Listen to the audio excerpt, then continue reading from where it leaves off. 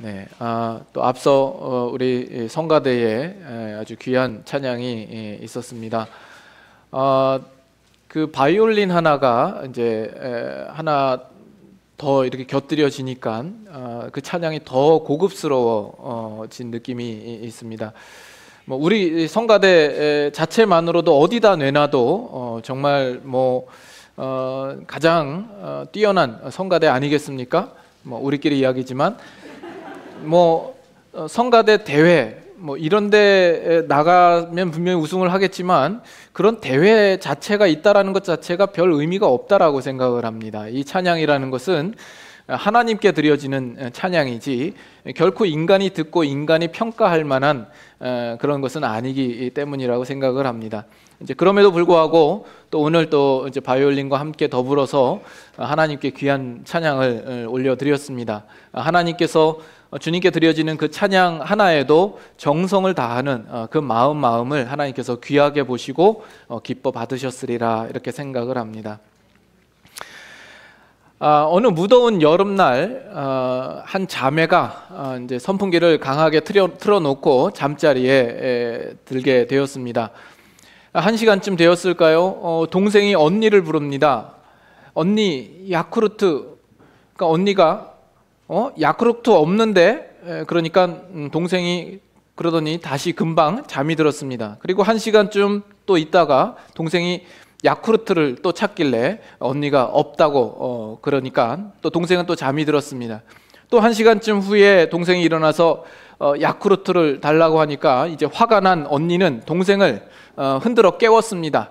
야, 야쿠르트 없다니까. 그러니까 동생이 하는 말이 아니 야쿠르트가 아니고 선풍기 좀 약하게 틀어달라고. 예, 잠결에 야쿠르트 이렇게 했겠죠. 예. 여러분들이 지난 한 주간 무척 무더웠을 것으로 예상을 하고 이렇게 시원한 썰렁한 개그를 여러분에게 이렇게 선사를 합니다. 인간은 이렇게 자칫 이렇게 이야기를 해도 듣는 사람이 잘못 알아들을 가능성이 많죠. 그러나 하나님은 우리가 정말 온전한 기도를 드리지 않더라도 온전한 모습으로 기도하지 못하고 우리의 연약한 모습이라 할지라도 하나님께서 다 이해하시고 들으시는 줄 믿습니다. 그런 내용들이 오늘 본문 속에 또 잠깐 나오게 됩니다. 지난 한 주간 무척 더웠죠. 특별히 이 더위에 크게 영향을 받는 어떤 그 일터에서 일하시는 분들이 우리 교회 가운데도 많이 있을 줄로 압니다. 아마 그 더위 속에서 많이 무척 고생을 하셨을 줄로 압니다. 그래서 예배 끝나고 나서도 여러분 주위에 더위 때문에 고생하셨을 만한 분들이 있거든 이제 고생 많으셨다라고 위로의 한마디라도 하시면 좋겠다 생각을 합니다.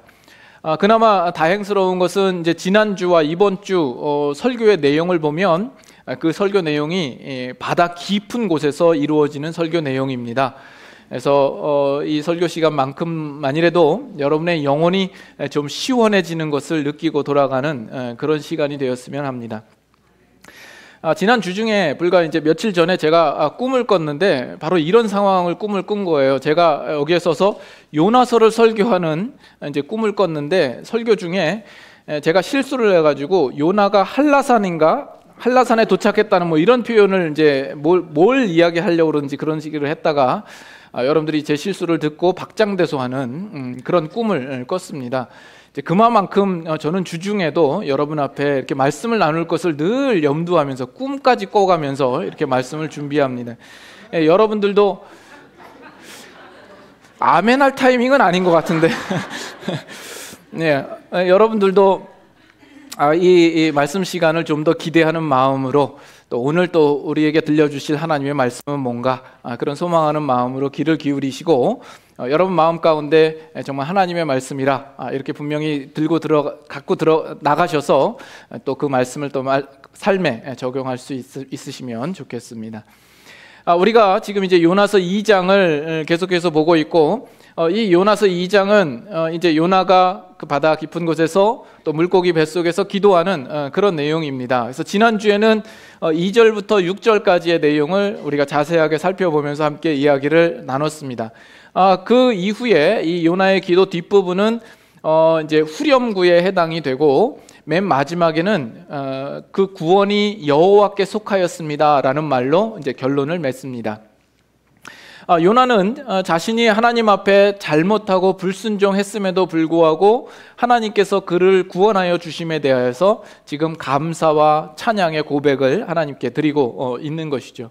그리고 나서 이제 마침내 마지막에 보면 하나님께서 예비하셨던 그 큰 물고기가 하나님이 명하심에 요나를 육지에다가 마른 땅에 토해내는 어떤 그런 내용으로 결말을 맺습니다. 그래서 먼저 오늘 그 이후에 있는 내용, 이제 7절부터 9절까지의 내용을 이제 한 구절 한 구절 생각하면서 또 한번 살펴보기를 원하는데, 오늘은 설교가 전체적으로 하나로 이어진 설교라기보다는 이 요나의 지금 상황 속에서 우리가 생각할 수 있는 그런 메시지들을 우리가 좀 다 뽑아서 생각할 수 있는 대로 함께 나눠보고자 이렇게 생각을 하고 있습니다. 먼저 7절을 보시면 내 영혼이 내 속에서 피곤할 때에, 지금 영혼이 피곤하다라는 이야기는 무슨 의미입니까? NASB 영어 성경에 보면 이 부분은 이제 이렇게 설명을 했습니다. While I was fainting away. 그래서 주석 성경에도 보면 이 지금 상황은 fainting and feeble situation 이렇게 나와 있습니다. 다시 말하면 지금 요나가 기절해서 의식이 없고 아주 희미하고 미약한 지경에 있을 때에라는 거죠. 그래서 이 요나가 물속에 빠져 들어가면서 지금 거의 의식이 가물가물하고 정신이 없는 그때를 가리킵니다. 그때에 어떻게 했다고요? 내가 여호와를 생각하였더니, 그때의 여호와를 생각한 거예요. 이것은 이미 이제 우리가 앞서 보았던 4절에 보면 내가 말하기를 주의 목전에서 쫓겨났을지라도 다시 주의 성전을 바라보겠다 하였나이다. 지금 요나는 자신이 잘못한 일들을 후회하고 뉘우치면서 다시 성전을 바라볼 소망을 가지는 겁니다. 지금 이 요나는 지금 아까 우리 이제 그 7절 말씀처럼 상당히 이제 의식이 없고 희미한 가운데에서 겨우 여호와를 생각했을 뿐일 겁니다. 잠시 여호와를 생각했을 뿐일 겁니다. 그런데 7절 하반절 말씀이 어떻게 나옵니까? 내 기도가 주께 이르러 싸우며 주의 성전에 미쳤나이다. 지금 요나가 이 고백을 할 때는 우리는 잘 못 느끼시겠지만 요나는 이 고백을 하면서 상당한 감사와 감탄의 고백이었을 것이라 생각이 됩니다. 왜 그럴까요? 지금 요나가 있는 곳은 어디입니까?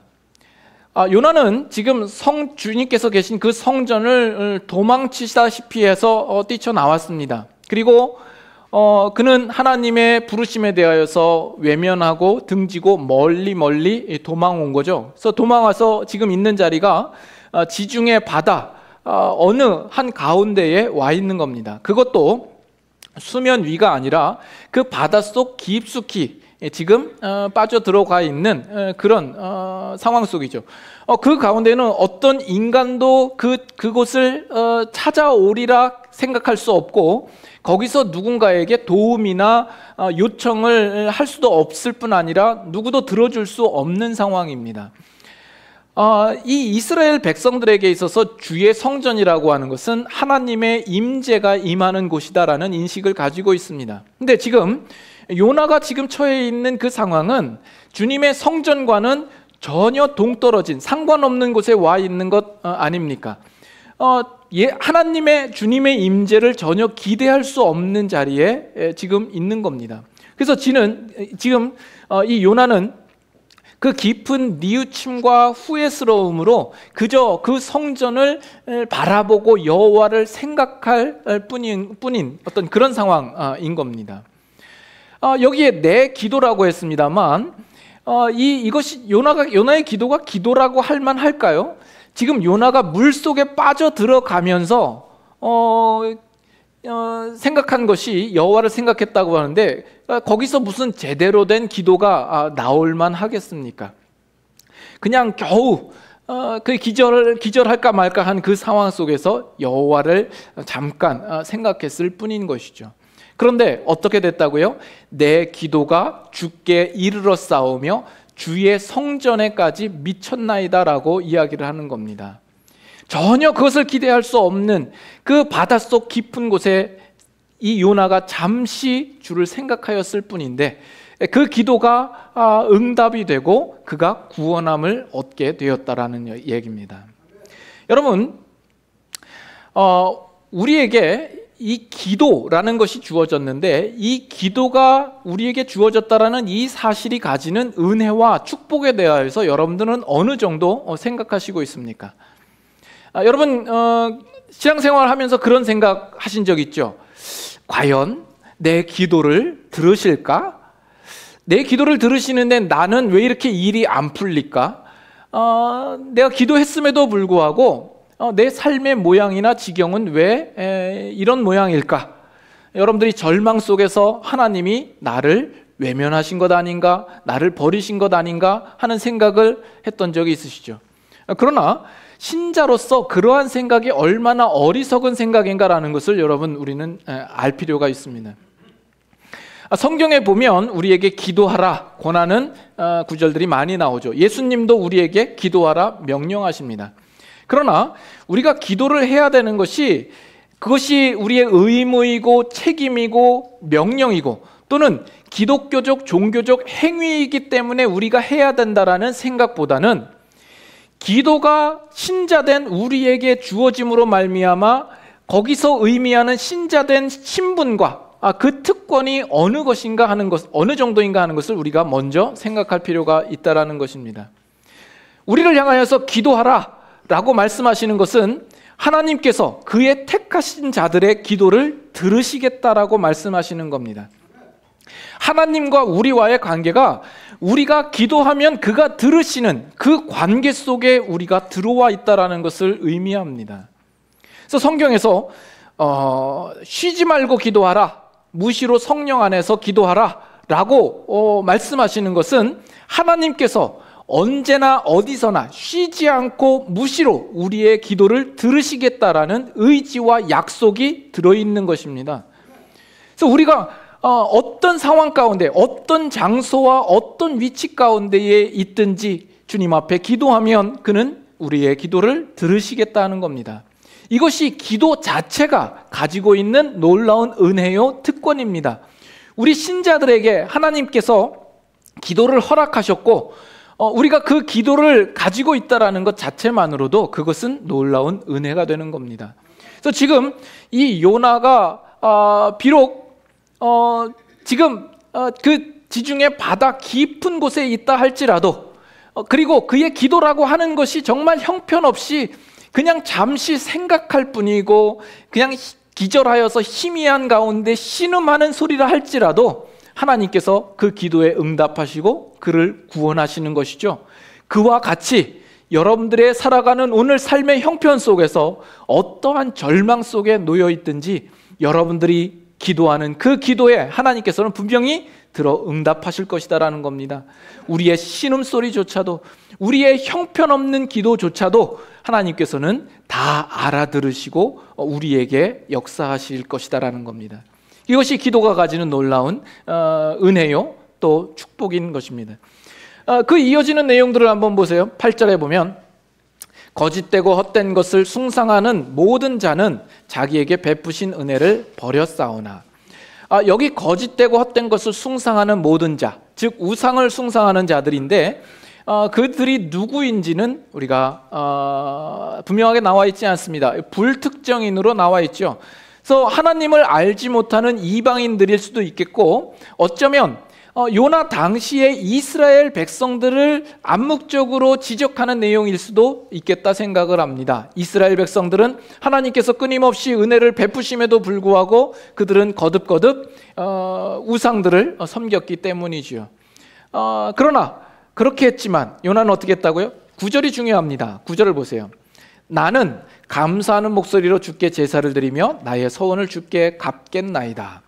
자, 우리 한국 성경에는 이렇게 나와 있는데 원어 성경에는, 그리고 영어 성경만 봐도 이 구절의 시작이 뭘로 시작하냐면 접속사로 시작합니다. 그 앞에 그러나, but I 이렇게 시작을 합니다. 그러나 나는 이렇게 시작하는 거죠.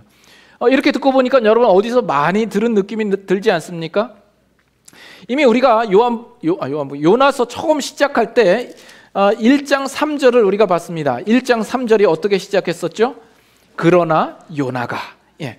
이 요나는 하나님의 선지자입니다. 그리고 하나님께서 이 요나를 부르시고 그에게 특별한 사명을 부여하셨죠. 너는 저 큰 성읍 니느웨로 가서 외치라. 이렇게 말씀했습니다.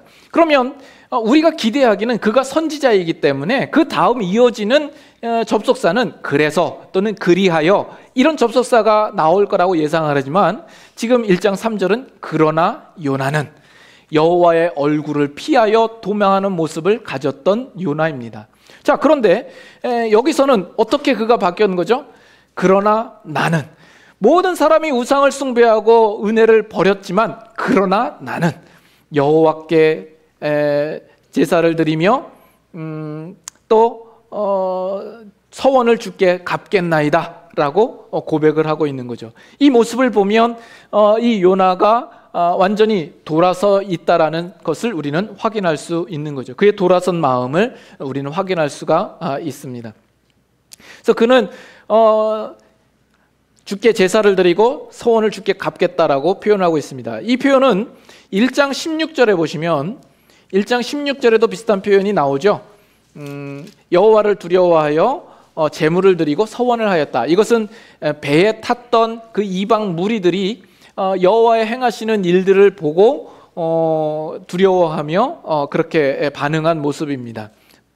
그 모습과 유사하고 이제 찾아보진 않겠습니다만 시편 116편 17절 18절에 가보시면 거기서도 비슷한 반응으로 제사와 서원을 드리는 내용이 나옵니다. 그래서 하나님의 구원과 그 은혜를 아는 자들이 하나님 앞에 일반적으로 반응하는 그 모습이라고 우리가 할 수 있겠습니다.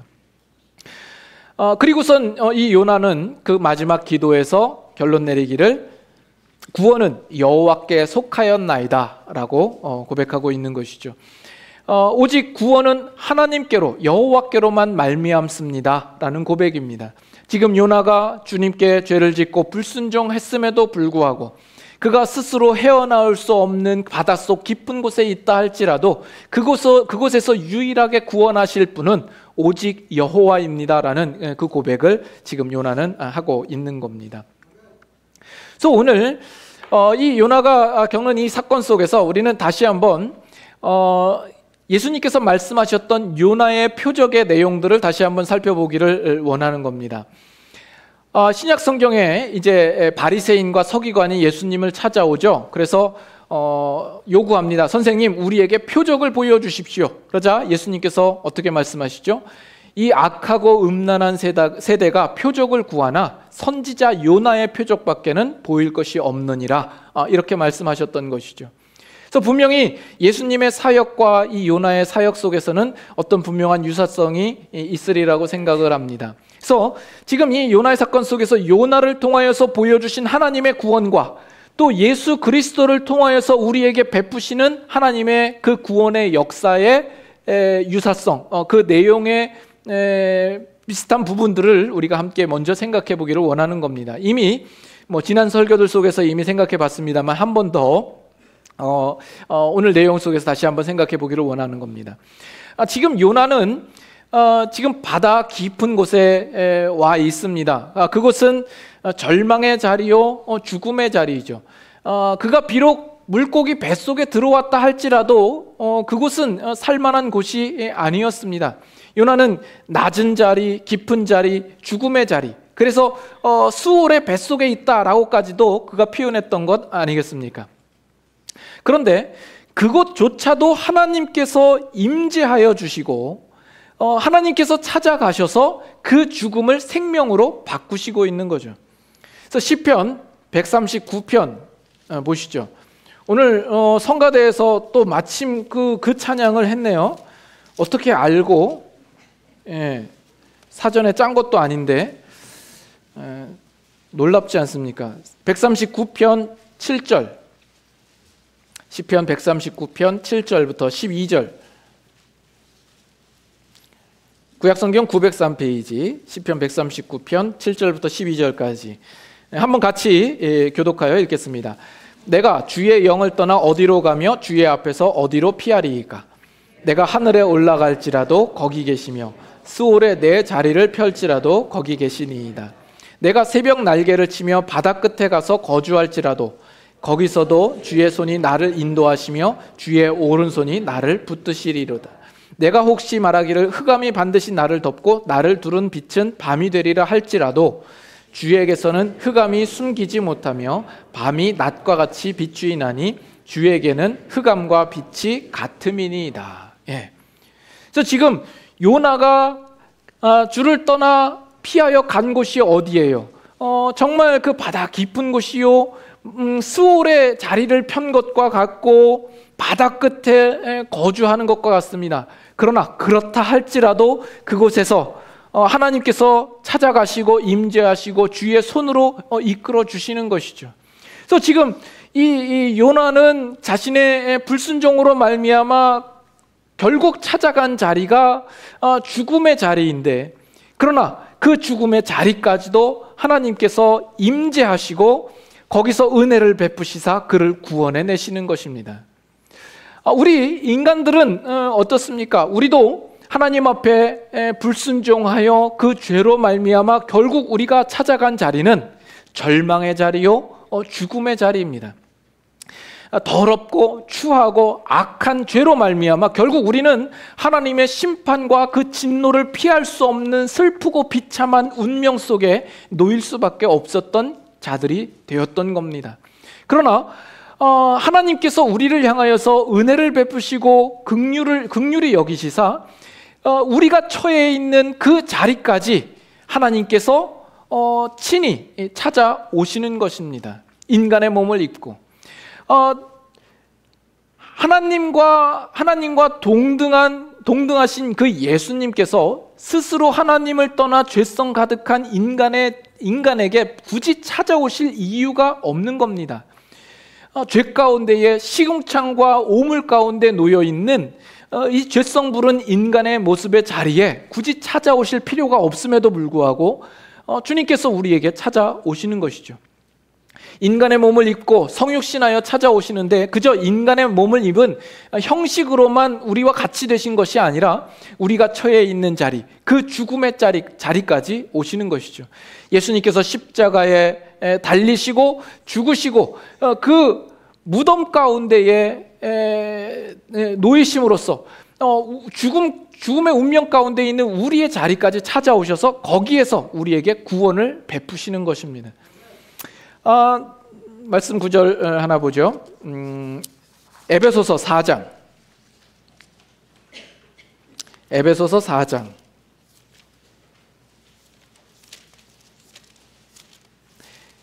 에베소서 4장. 신약성경 313페이지. 에베소서 4장 9절 10절. 한 절씩 같이 읽겠습니다. 올라가셨다 하였은즉 땅 아래 낮은 곳으로 내리셨던 것이 아니면 무엇이냐. 다 같이 내리셨던 그가 곧 모든 하늘 위에 오르신 자니 이는 만물을 충만하게 하려 하심이라. 여기 보면 땅 아래 낮은 곳으로 내리셨던 것이 아니면 무엇이냐. 예수님께서 친히 땅 아래 낮은 곳까지 찾아오신 겁니다. 더 뒤로 가셔서 베드로전서 3장 한번 보시죠. 히브리 야고보 베드로전서 3장 18절과 19절 말씀. 베드로전서 3장 18절과 19절 신약성경 380페이지. 18절 제가 먼저 읽습니다. 그리스도께서도 단번에 죄를 위하여 죽으사 의인으로서 불의한 자를 대신하셨으니 이는 우리를 하나님 앞으로 인도하려 하심이라. 육체로는 죽임을 당하시고 영으로는 살리심을 받으셨으니 다 같이 그가 또한 영으로 가서 옥에 있는 영들에게 선포하시니라. 예수님께서 친히 그 영으로 옥에까지 가셔서 옥에 있는 영들에게 선포하셨다라고 이야기를 합니다.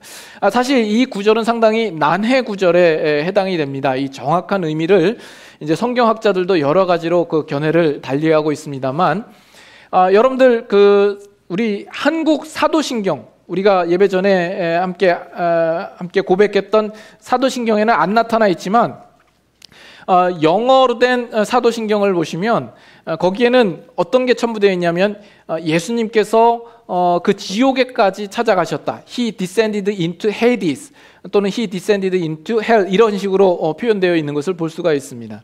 그래서 우리가 이해하기 어렵지만 우리가 그래도 이해하기는 예수님께서 무덤 가운데 그 죽음의 자리까지 가셔서 거기서 부활하시고 그 죽음을 이기시고 승리하심으로써 그 지옥에 있는 영들에게까지 가셔서 그 승리를 선포하셨다라고 이해를 하면 되겠습니다.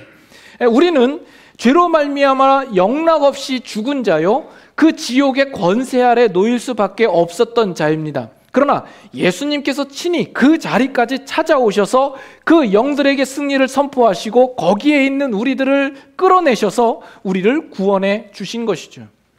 그래서 빌립보서 2장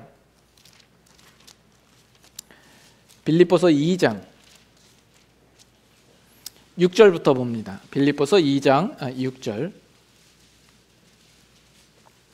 빌립보서 2장 6절부터 제가 읽겠습니다. 그는 근본 하나님의 본체시나 하나님과 동등됨을 취할 것으로 여기지 아니하시고 오히려 자기를 비워 종의 형체를 가지사 사람들과 같이 되셨고 사람의 모양으로 나타나사 자기를 낮추시고 죽기까지 복종하셨으니 곧 십자가에 죽으심이라. 여기까지는 예수님께서 성육신을 입으시고 우리에게 찾아오셔서 그 죽기까지에 이르신 것을 이야기를 하죠. 9절에 이러므로 하나님이 그를 지극히 높여 모든 이름 위에 뛰어난 이름을 주사. 10절 다 같이 읽습니다.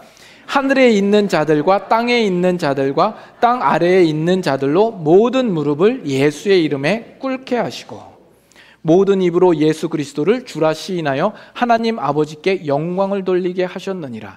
그래서 예수님께서 그 죽음의 자리까지 가시고 그 죽음 가운데서 부활하심으로 말미암아서 그 죽음 아래에 있는 자들에게까지 이제는 예수 그리스도 앞에 무릎 꿇게 하시고 예수 그리스도를 주라 인정하게끔 하셨다라는 이야기입니다.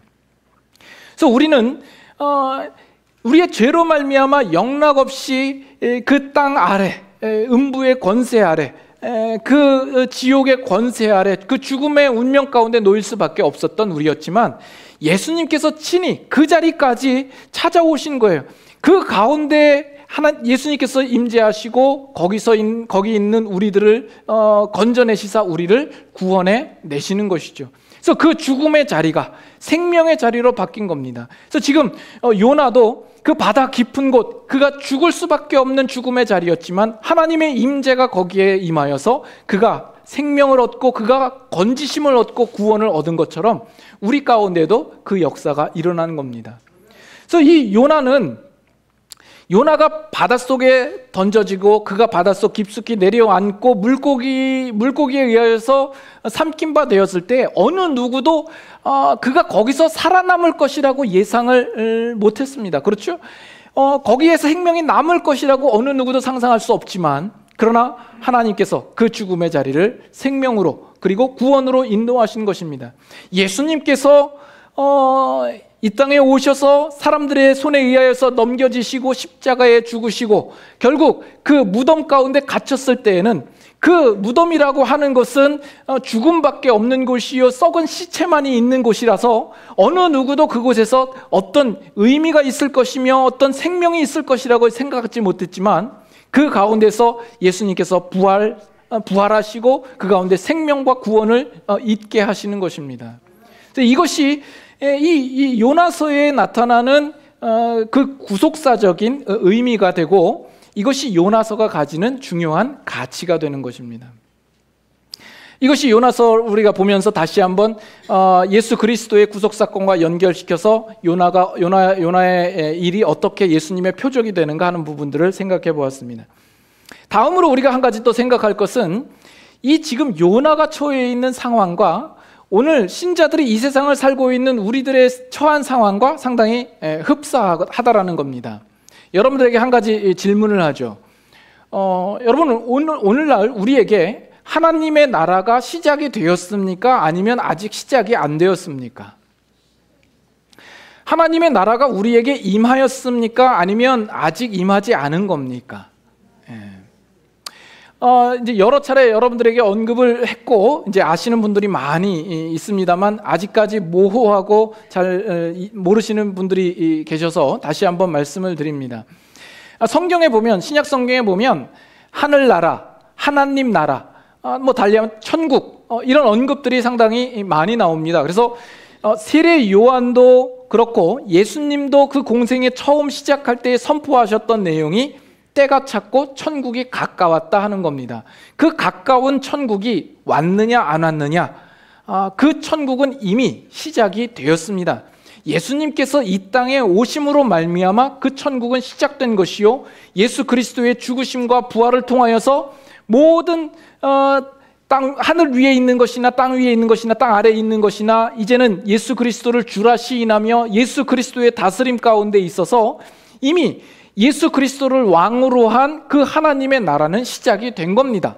그러나 거기서 말하는 하나님의 나라는 장소적인 개념이나 어떤 영역의 개념이 아니라 통치의 개념을 두고 이야기를 합니다. 이미 예수 그리스도의 다스림이 이미 시작이 된 겁니다. 그렇지만 완성된 하나님의 나라, 궁극적으로 임할 하나님의 나라는 아직 우리에게 임한 것이 아닌 것이죠. 그래서 우리가 오늘 예수 그리스도를 믿는 신자로서 이 세상을 살아가는 지금 우리들의 현실은 이미 already 하나님의 나라가 시작된 것과 아직 not yet, 아직 이루지 않은 그 궁극적인 하나님의 나라가 이루기까지 그 중간 단계에 있는 그 긴장 상태에서 우리 신자들은 지금 살아가고 있는 겁니다. 그래서 지금 이 요나가 처해 있는 상황이 그와 비슷한 상황이다라는 것이죠. 지금 요나는 바다 깊은 곳 모든 죽음의 상황 가운데에서 그가 은혜로 구원함을 얻고 그의 생명을 보존받았습니다. 어떻게 그것이 가능하죠? 지금 그가 큰 물고기 뱃속에 있음으로 인하여서 그것이 가능해졌습니다. 그렇죠? 원래는 바다 그 깊은 곳에서 살 수 있을 만한 인간은 아무도 없습니다. 다 죽어야 마땅한데 요나는 살아있는 거예요. 어떻게? 그가 물고기 뱃속에 있음으로 말미암아서. 그래서 바다에 있는 모든 파도와 모든 그 수압과 산소 없음 뭐 이런 모든 위험의 상황 속에서 그는 보호받고 지금 생명을 건질 수 있게 된 겁니다. 그 일들로 인하여서 지금 이 요나는 하나님의 구원에 대하여 감사하며 감격하며 주님을 찬양하고 예배하고 있는 것이죠. 그러나 요나는 아직 그가 온전한 안전한 구원의 자리까지 아직 가지 않은 상태에 있습니다. 그렇죠. 그가 아직 마른 땅에 그가 가지 않은 상태이죠. 지금 있는 곳은 물고기 뱃속이죠. 혹시 여러분 중에 물고기 뱃속에 들어가 보신 적 있으십니까? 없으시면 말을 마세요. 뭐 상상으로나마 한번 여러분 생각해 보십시오. 그 물고기 안이 뭐 얼마나 넓겠으며 얼마나 안락한 공간이겠습니까? 정말 캄캄하죠. 아무것도 보이는 것이 없죠. 뭐 비린내가 진동을 하죠. 좌우로 뭐 만져봐도 물컹물컹하고 느낌도 안 좋고 옴짝달싹 할 수 없는 어떤 그런 상황 가운데 놓여 있지 않습니까? 여러 가지로 불편하고 열악한 상황 가운데 있습니다. 그렇지만 지금 요나의 기도를 보면 그는 하나님 앞에 감사하며 그의 구원을 인하여서 기뻐하며 찬양하는 노래를 하고 있습니다. 왜요? 그가 죽을 수밖에 없는 상황 가운데서 그 큰 물고기를 그에게 보내주신 것은 하나님께서 은혜로 자기를 위하여 베푸신 하나님의 구원인 것을 그가 알고 있을 뿐만 아니라 그리고 장차 하나님께서 결국은 그를 더 안전한 곳으로 분명히 이끌어 가실 것을 믿는 마음이 있었기 때문일 겁니다. 오늘 우리들도 우리의 죄로 말미암아서 우리는 모두 심판받을 운명에 놓여 있고 우리는 죽음의 자리에 놓여 있는 것과 같습니다. 그러나 우리가 하나님의 은혜로 예수 그리스도를 알고 그 안에 우리의 구원의 복음을 우리는 소유하게 된 것입니다. 마치 이 요나가 그 깊은 물 속에서도 이 큰 물고기 안에 있음으로 인하여서 그의 생명을 보존받고 구원을 받았듯이, 또 이것은 마치 노아와 그의 가족들이 하나님께서 내리시는 그 물의 심판 가운데서 모든 사람이 죽을 수밖에 없는 상황 속에서도 그들이 노아의 그 구원의 방주 안에 들어 있음으로 말미암아 그들의 생명을 보존받고 있었듯이, 오늘 우리는 우리의 죄로 말미암아서 모든 죽음의 운명 가운데 놓일 수밖에 없었던 자들이지만, 이제 예수 그리스도를 알고 예수 그리스도께 속하여 있음으로 말미암아 우리는 더 이상 그 죽음이 우리를 주장하지 못하는 그 자리로 우리는 보전을 받고 우리는 구원을 얻게 된 겁니다. 자, 그러나 우리가 받은 구원이라고 하는 것이 아직까지 우리의 눈에 보일 수 있도록 완전하게 우리에게 다가온 것이 아니죠. 예수 그리스도를 믿는다고 해서 이 세상 가운데 우리가 그 구원의 보상을 우리가 직접 지금 받고 누리지는 못합니다. 우리는 여전히 이 세상에 살고 있으며 여전히 죄와 악과 유혹과 시험들이 난무하는 그 상황 가운데 우리는 여기 서 있는 겁니다. 이 세상 속에서 세상의 조롱과 핍박과 또는 여러 불편함과 여러 어려운 상황 속에 우리는 놓여 있는 것이죠. 마치 이 요나가 물고기 뱃속에 있는 것과 같은 그런 상황입니다. 그러나 우리는 그 상황 속에서 그런 상황 속에서도 우리는 하나님 앞에 감사해야 할 것이고 하나님을 찬양해야 할 것입니다. 그 이유는 하나님께서 우리에게 은혜를 베푸시사 자기 아들도 아끼지 아니하시고 우리를 위하여 내어주신 그 하나님이시기 때문에, 또 그리고 마침내는 그렇게 택하여 부르신 우리들을 하나님께서는 결국 완성된 그 하나님의 나라와 그 구원의 자리에 결국은 이끌어 갈 것을 우리가 알기 때문에 그렇습니다. 그것을 믿는 신자는 지금 요나가 그 뱃속에서조차 하나님의 구원을 찬양하고 기뻐하고 감사하였던 것처럼 우리의 삶도 그래야 될 것이라고 봅니다. 여러분 길을 갈 때 포장된 길을 걷는 것과 진흙길을 걷는 것과 어느 것이 더 즐겁고 편하고 행복하시겠습니까? 네? 이 문제가 어려우세요? 여기서 진흙길이요 라고 대답하시는 분들은 뭔가 좀 삐딱하신 분입니다. 이상하신 분이에요. 네, 우리가 다 두 길이 있다면 다 포장된 도로를 걸어가고 싶죠. 그래서 이 땅에 있는 모든 사람들은 다 그 포장된 길로 안전하게 편안하게 가기 위하여서 우리의 삶을 그렇게 추구하고 있는 것 아니겠습니까? 그러나 우리는 여기서 한 가지 더 깊게 생각해 보아야 할 문제가 있습니다. 그것은 뭐냐면 우리가 걷는 그 길의 끝이 어디랑 맞닿아 있느냐라는 거예요. 그 길의 끝과 그 목적지가 어디이며 그 끝에서 만날 사람이 누구인가를 우리는 먼저 생각해 보아야 합니다.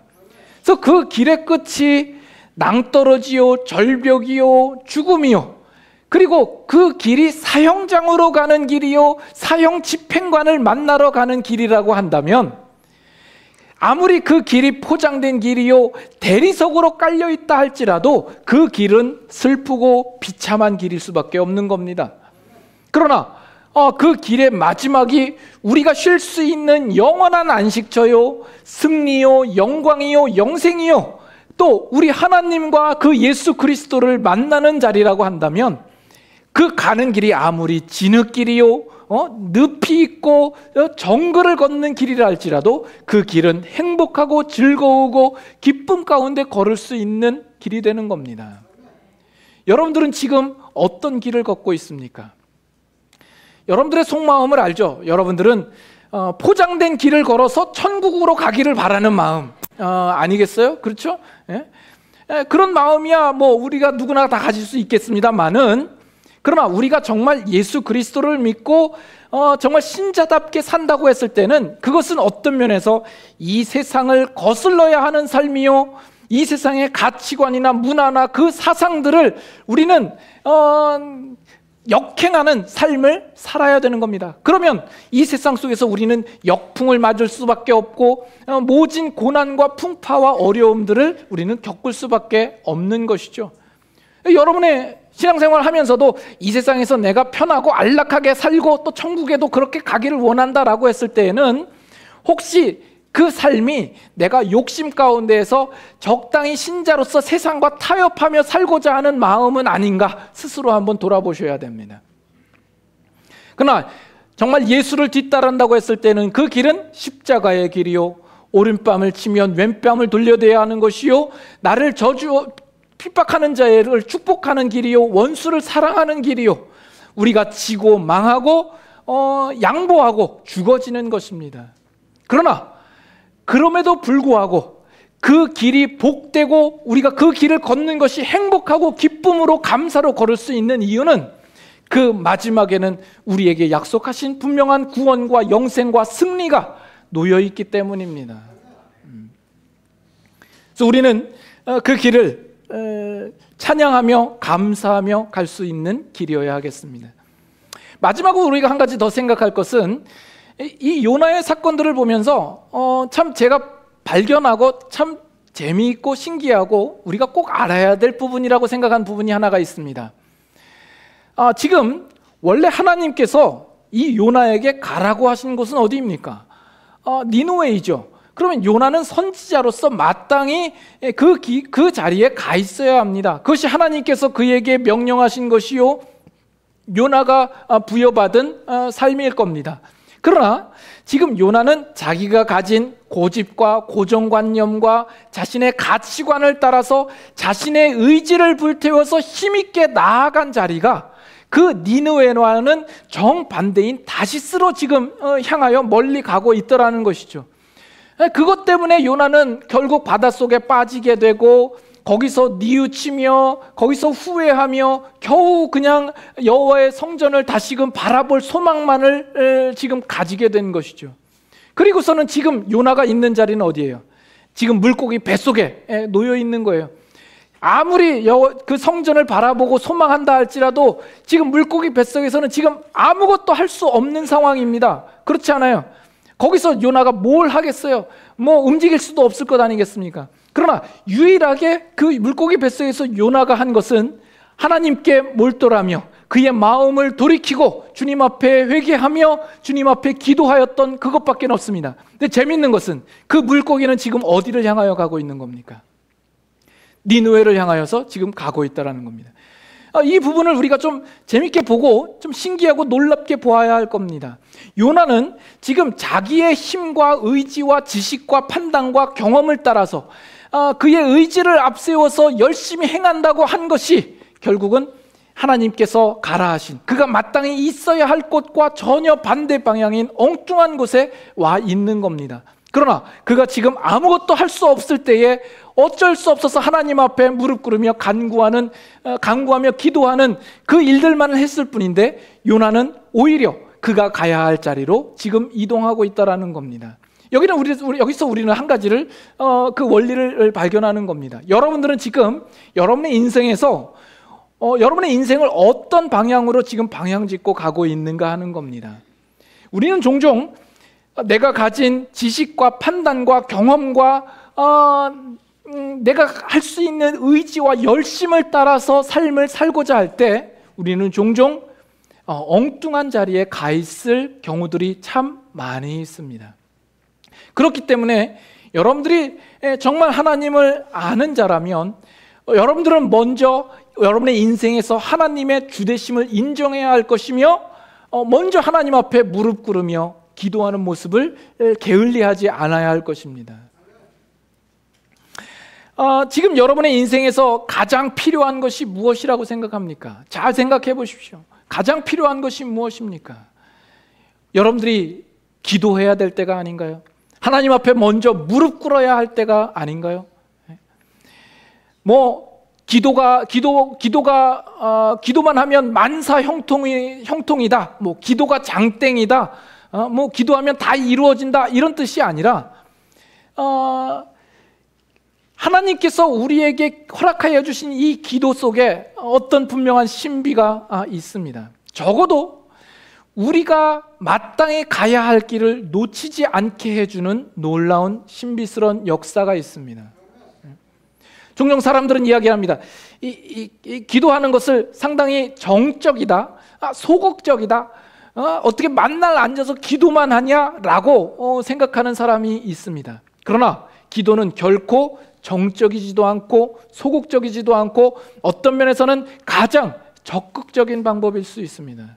우리로 하여금 하나님께서 우리에게 요구하신 그 길로, 또 우리가 마땅히 가야 할 그 길로 우리를 인도해 주는 가장 좋은 나침판이 되기 때문에 그렇습니다. 시편 107편, 우리 한두 구절만 보고 마치죠. 시편 107편, 시편 107편.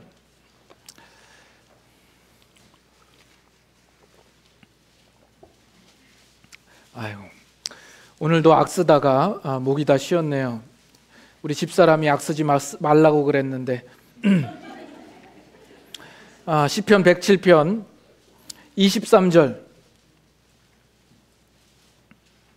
23절부터 30절까지 한번 같이 교독합니다. 이 내용들이 어떤 내용인가 여러분 귀담아 들으시면서 함께 교독하도록 하겠습니다. 23절부터 30절입니다.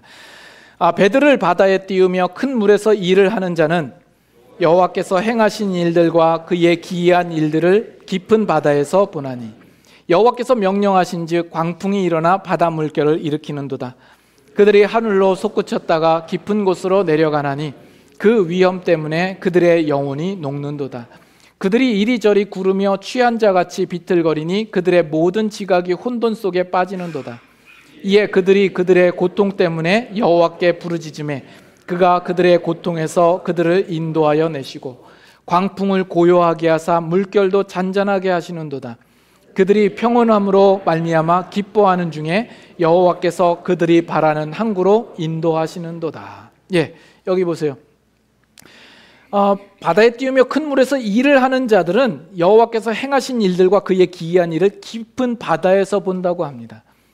오늘 우리는 하나님의 행하시는 일들과 그 기이한 일들을 우리의 인생에서 보는 겁니다.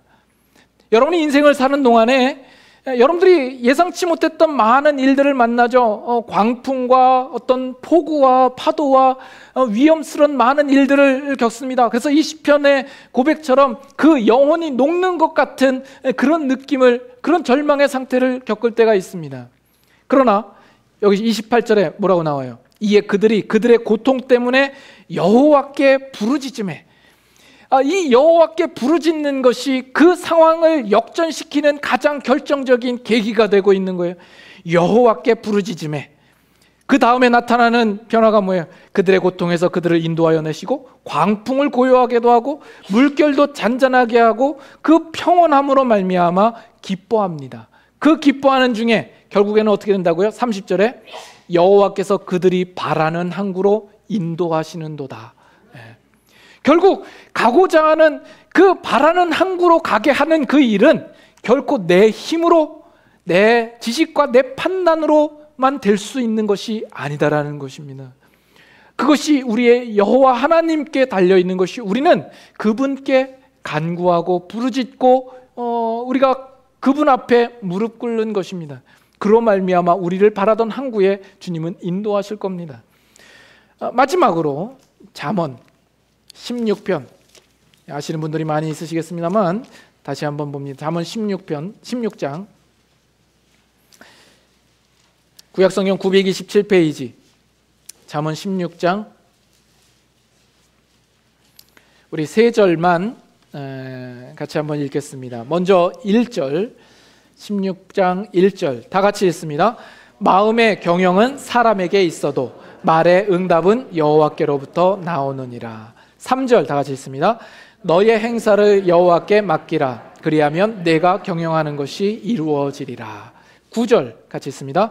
사람이 마음으로 자기의 길을 계획할지라도 그의 걸음을 인도하시는 이는 여호와시니라. 예. 여러분, 이 말씀을 명심하셔야 될 겁니다. 여러분의 인생에 있어서의 그 인생을 푸는 열쇠를 지금 말씀드리는 겁니다. 여러분의 인생의 힌트요, 여러분의 인생의 답인 겁니다. 그러나 이렇게 말씀을 드려도 여러분들이 이것을 인정하지 않는다면 이 말씀은 다 쓸모없는 말씀이고 쓰레기로밖에 되지 않을 것입니다. 그러나 여러분들이 정말 우리에게 허락해 주신 이 말씀이 하나님께로부터 우리에게 주신 말씀이요, 그 말씀에 변함이 없고 진리라고 생각되신다면 이 말씀을 붙잡고 여러분 사셔야 할 겁니다. 우리가 마음으로 경영하고 우리가 계획한다 할지라도 그 걸음을 인도하시는 분은 하나님이 되시는 것입니다. 요나처럼 하나님 앞에 나아가 그가 무릎 꿇어 그가 돌이키며 하나님 앞에 골몰하며 하나님께 집중하여 기도하였을 때 하나님께서 그를 인도하여 하나님께서 그에게 부여하신 그가 마땅히 있어야 할 자리로 인도하심 같이 오늘날 여러분의 인생 내 힘으로 가다간 우리는 엉뚱한 곳으로 가기 쉽습니다. 우리의 인생 속에서 지금 기도할 때요, 무릎 꿇을 때입니다. 우리가 하나님을 기억하고 우리가 하나님께로 우리의 마음을 돌이키고 주님 앞에 간구하십시오. 여러분의 인생을 하나님께서 친히 붙잡아 인도하시며 여러분의 바라는 항구에 하나님께서 분명히 이르도록 도와주실 것입니다. 같이 기도하겠습니다.